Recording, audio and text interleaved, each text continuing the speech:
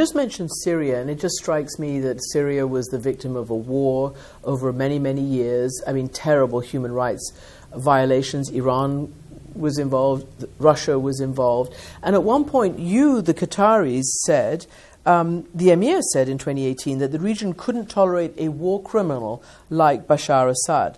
And yet, at the Arab Summit in May, he received a warm welcome. Well, actually, our position on Syria, we said it very clearly when there was a decision on bringing back Syria to the Arab League. Our position stands the same. We see that it's still, we don't see anything that makes him eligible to come back to the Arab League. We don't want to break the consensus on the decision, because at the end of the day, one vote won't matter on that. And we try to explain our position. The other Arab countries have different perspective than us.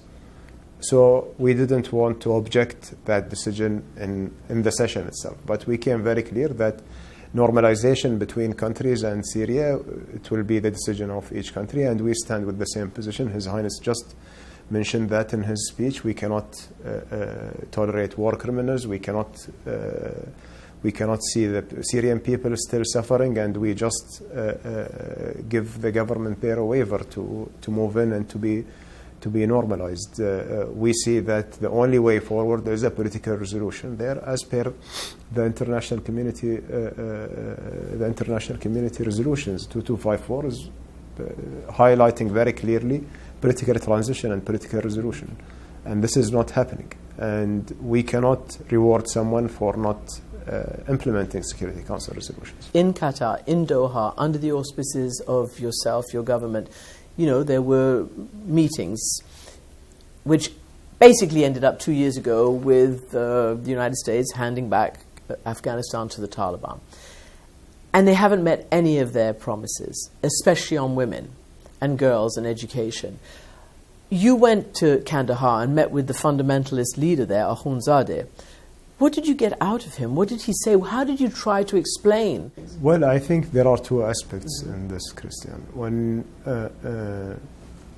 When you look at the agreement itself, the agreement is the safe withdrawal of the U.S. troops in exchange of commitments to fight terrorism and commitments not to provide a safe haven for terrorist groups and represent a threat for the United States or for any other country in the world.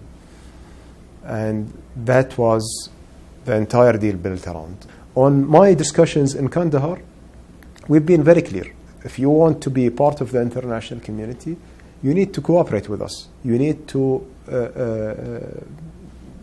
work with us together in order to have your country as a Muslim modern country as Qatar.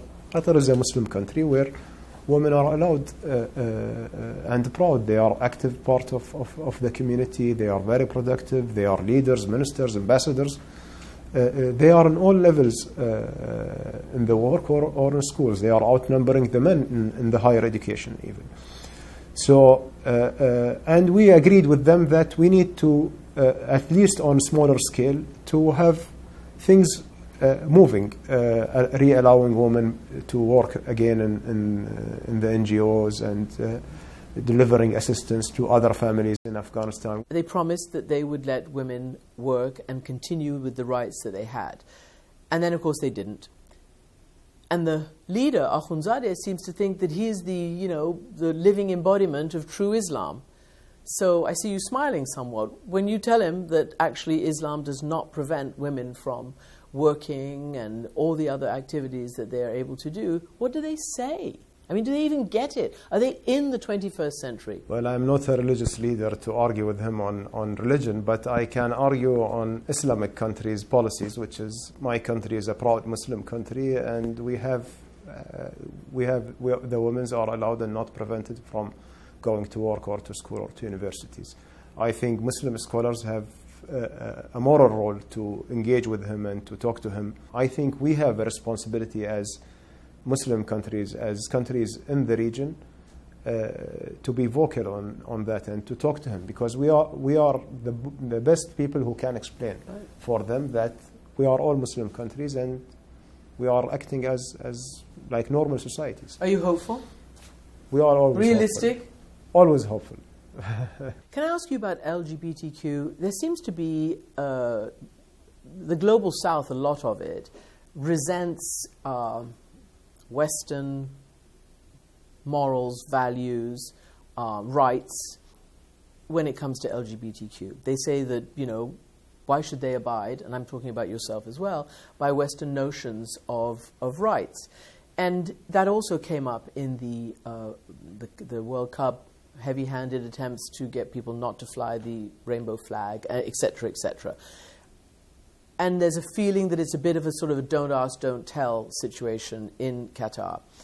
But people live scared. LGBTQ people live scared in your region, all over the Gulf region. I mean, it's not very modern, that. What is wrong? You've already said that a Muslim country shouldn't be afraid of women, shouldn't be afraid of, all these other things, and you're not. What is it going to take to make LGBTQ accepted, given their rights, and treated like other people? Well, there are, I think that, first of all, this debate and argument, that's not happening on what's so-called Global South only. It's happening even in the West, happening in America, it's happening elsewhere. It's everywhere. But that doesn't make it right. Just to finish my point here. Qatar is a country that our society like to preserve the tradition, and they are very proud about their faith. And this is something not acceptable in our faith. Comparing that to the women participating in the community, this is different. There is nothing in our faith that preventing women. No, but the Kandaharis say there is. So it's their interpretation. But it's in what we know and what we know in our history that we are proud of. But you agree that these people have a right to be safe? And none of them their safety being subject, as long as they are respecting the law in public areas, no one, their safety is in question. I mean, you don't see hate crimes happening in Qatar because of LGBT or because of this or because of that. Look at Qatar history, track record in the last 50 years. And just compare it to any other country in Europe. You can see hate crimes in Europe against LGBT in thousands last year happening in some modern European countries. I won't name them. In Qatar was zero. What we are saying is these are our laws, our rules, our culture. Anyone who wants to come here, he's welcome, as long as he respected, as they expect from us and the Qatari people to respect their laws and their norms.